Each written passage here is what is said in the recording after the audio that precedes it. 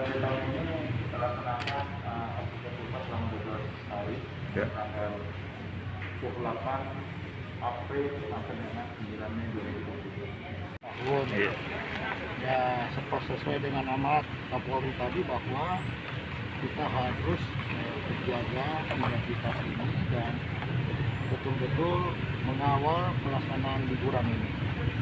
Apalagi ini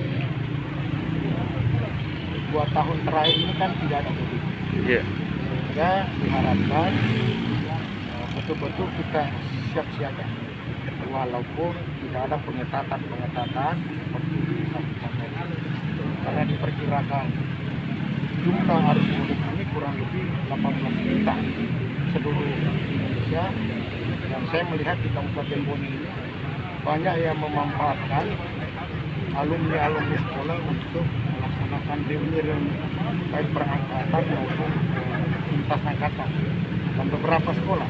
Artinya itu akan memancing keluarga mereka kembali ke kampung. Untuk itulah kita semua mari menjaganya dan selalu mengingatkan bahwa kelonggaran ini tetap kita waspada terhadap protokol kesehatan, karena COVID belum tuntas, sehingga selalu diingatkan. Saya kira itu.